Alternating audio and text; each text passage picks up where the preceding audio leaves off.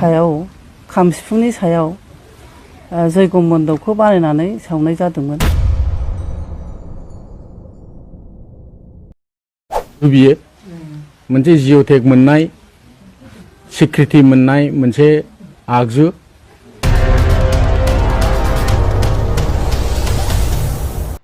खुलुमबाय रायजोफोर, आरोबाव बिथांखि ब्लग इउट्युब चेनेलनिफ्राय रायजो राजा बयनिसिमबो फुंबिलिनि गोजोननाय बावहरनाय जाबाय। रायजोफोर, दिनैबो आङो नोंसोरजों सावरायलायनो थाखाय माखासे भिडिअसफोरखौहाय लानानै फैबावबाय। दिनै जोङो मोनसेल' पइन्टखौ लानानै भिडिअनि सायावहाय जोङो सावरायलायगोन रायजोफोर।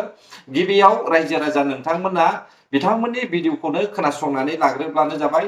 बे भिडिअआ जाहैबाय क्लियारिफिकेसन दै रायजो राजा नोंथांमोन गावसिनि गोरोन्थिखौहाय रायजो राजाफोरनि सिगाङावहाय निमाहा बिनाय। फै अब्ला रायजो राजा नोंथांमोना खोनासंदो बिथांमोना मा बुंदों।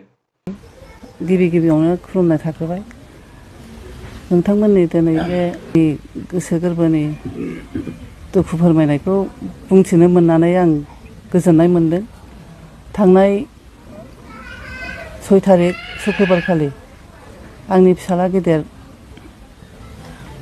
इयुनसान ब्रह्मनि गोथार जुलि जादोंमोन। बे गोथार जुलियाव बर' हारिमुनि दामजु खाम सिफुंनि सायाव जयग' मन्दपखौ बानायनानै सावनाय जादोंमोन। बेनि सायाव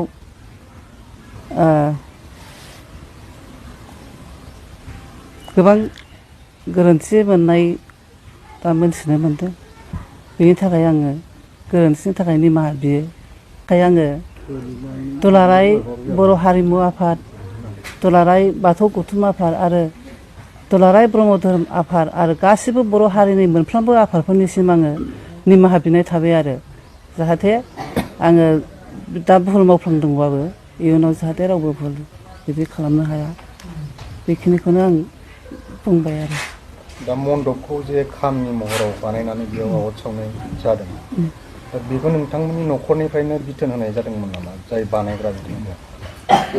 बे बिथोन होनाया जाय हौवा गोदान बेनो गावनि गोसोजों बे जिनिसखौ मोजां मोननानै बानायदोंमोन।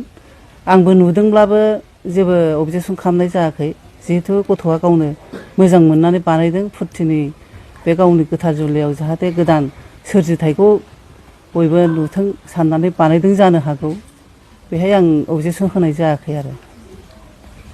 बिदि जागोन सानाखैमोन? बिदि गाज्रि माबा रिउमार जागोन सानाखै बा भुल जादों सानाखै आरोखि। गाज्रि नोजोरजों बानायनाय जायाखै? गाज्रि नोजोरजों बानायनाय जायाखैमोन। जिहेथु आंबो बाथौखौनो खुलुमो, जेनेबा बर'नि धोरोमखौनो आंहाबो बाथौ मन्दिर दंखायो। बे नोंथांमोननि ससियेल मिडियानिसिम आंनि खुलुमनाय साबायखर थाबाय। बे बेले बेजेनि सायाव बुंनो मोननानै आं मोजांबो मोनदों। मानो होनबा बे आगजुआ जाबाय जोंनि बर' हारिमुनि मोनसे दामलु, मोनसे आगजु। बियो मोनसे जिअ'टेक मोननाय सिक्रिटि मोननाय मोनसे आगजु जोंनि बर' हारिनि। दा जों जे बे आगजुनि सायावनो जे जोङो जयग' मन्दप होनानै बानायनानै जोङो जयग' होनाय जादों, गोथार जुलिखौ होनाय जादों, बे जोंना भुल जादों आरोखि। जों माबानायाव उनावहाय जोङो बे भाइरेल जानायाव जोङो क्रिटिसाइज खालामनानै हमदांनो मोनफिनदों आरोखि। दा बे भुलनि थाखायनो आङो जे दानि भाइरेल जानाय जे दुलाराय बर' हारिमु आफाद, दुलाराय बाथौ गौथुम आफाद, दुलाराय ब्रह्म धोरोम आफाद आरो बर'नि जेसेबांखि माबा आफादफोर थाया मानो, बिथांमोननाव आङो गुरैयै खर' गंग्लायै आर'ज गाबो जे बे गोरोन्थिनि थाखाय जोंखौ माने निमाहा होयो आरोखि। ओमफ्राय बेखौबो आङो बुंनो सानदों, भाइरेल जानायावबो नुनो मोनदों जे एलेखानि खोथा। नंगौ, थिग एलेखा रेभिनिउ भिलेज हिसाबै बरागारि। दा बे बरागारि भिलेजाव 6टा 7टा गामि दङ सुब्बा। जेरैहाय नैबे दानि बे जाथायनि गामिनि मुङा बरागारि मिडिल, ओमफ्राय दङ बरागारि मख्रापारा, बिनिफ्राय दङ बरागारि मनिसारा, बिनिफ्राय बरागारि नर्थ, बिनिफ्राय बरागारि नारेंगुरि, बरागारि पलासगुरि, ओमफ्राय मुस्लिम बस्ति दङ खलाबारि। दा बे ज' लानानै रेभिनिउ भिलेज मोनसे। ओमफ्राय दिनैनि बे जाथाया जोंनि नैबे खन्द'आवनो मिडिल बरागारियावनो बरागारि मिडिलावनो जादों आरोखि। बे जोंनि आंनि सिनायथि, आंनो गावबुरा बे मिडिल बरागारिनि। दा आंनि मुङा मुस्रि अनन्त ब्रह्म। दा आङो जे बे मिडियानि गेजेरजों नोंथांमोननि सिगाङाव फोसावहरनाय जायो जे जाहाथे जोंनि बे गोरोन्थिखौ बर'फोरनि जेसेबांखि आफादफोर थाया मानो बिथांमोनहा माने जोंखौ निमाहा होयो आरोखि बे गोरोन्थिनि थाखाय। आरो इयुनावबो जोङो बेखौ बिदि मावनाय नंला। आरो बेखौबो बे मिडियानि गेजेरजोंनो बयखौबो जोंनि सारा बुहुमनि बर'फोरखौ मिथिहोनो सानदों जे जोंनि बे जाथायनिफ्राय जाहाथे दस्राफ्राबो मावनो आगान सुरा, बे आरोखि। बे जिथु गोथार जुलिनि भिडिअ गोसारनाय, बे गोसारनायनि सायाव गोबाङानो कमेन्ट होदों जे न'खरनि मानसिफोरा खेल लास्लाबनो हायाखै। गामियाव जिथु गोरों गोरा मानसि थायो, दैदेनगिरि थायो, बिथांमोना बेखौ नुनानै मानो बादा होदिया, बेबायदि गोबां बाथ्रा बे बिनि सायाव माने जों गारजेनफ्रा बिसेसकरि बे मन्दप बानायनायाव नुजाहैनो हाया। आरो मन्दपआबो एसे फाग जाबाय। ओमफ्राय जोंना ओरैहाय बे जे जिरायसालिखौनो होन, बे जानाय लोंनाय होन, ओरै एसे साइडआव थादों आरोखि। हिसाबै गारजेनफ्रा बांद्राय माबा खालामनो हायाखै।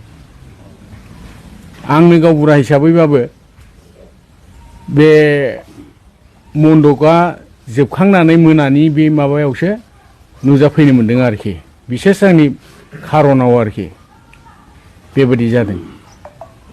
रिकुवेस्ट दानि जे टाइम बाय टाइम जे भाइरेल जागासिनो दङ बिभिन्न माने माबानिफ्राय, संगठननिफ्राय, आफादनिफ्राय, जाहाथे बिथांमोनहा आरो भाइरेल खालामला, बेखौ जोङो न'खरनि आरो जोंनि बरागारि समाजनि जानानै आङो खुलुमनानै निमाहा बिनाय जाबाय आरोखि। दा मोनसे ससियेल मिडियायाव नैबेबो ओंखारदों जोंहा जे जयग' होग्रा फुजारि पुर'हित, एक्सुवेलि बिथाङाबो फैनानै आसरित मोनफैदों। आं बिनि सायाव बोरै माबानो जयग' होनो बिदिखौ बियो रायलायदोंमोन।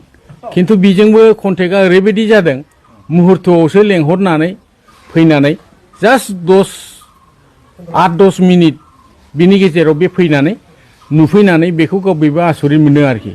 होमबाबो टाइम गैला, ओमफ्राय 8थायावनो लोगनुआबो बेखौ हमथारनांगौ बेलायाव माने न'खरनिफ्रायनो होननाय जाबाय आरोखि। दे माबा दिनै सावदिनि टाइम आरो लुग्नु जाबाय, जुरिदो। बे बेलायाव बियो पुर'हितआबो गावबो मन्त्र मा मन्त्र रायख'खो, मन्त्र रायख'नानै बन जाबनाय जादों आरोखि। बेनिफ्राय आराम्भ खालामनाय जादों। दा बे मिडियानि गेजेरजोंनो जा बुंनांगौ बेखौनो निमाहा बिनानै गासिबो जे बर' माहारिनि आफादफोर बिथांमोना जाहाथे निमाहा होयो, बेखौ खुलुमनानै निमाहा बिनाय जाबाय आरोखि। बे समाव बे भिडिअनि सायावहाय आं नैबे फंनैसो बाथ्रा बुंनो सानदों। मोनथिखा बुजिखा बेखौहाय मावनाया गोरोन्थि जादों। आरो गामिनि रायजो राजाफ्राबो मावफुनाय समावहाय बेखौ बादा होनांगौमोन होननानै आं सानदों रायजोफोर। दा गोरोन्थिया जानानै थांबाय, निमाहाबो बिबाय, निमाहा होज्लायदो ना मा बुङो रायजो राजा नोंथांमोन, जेन' आरोबाव माब्लाबाबो बेबायदि गोरोन्थिया जाबावा। गोजोन्थों। अब्ला जायफ्रा आंनि भिडिअखौ जोबजासे नायबाय, बर' हारि जय जाथों, जय बर' हारिनि।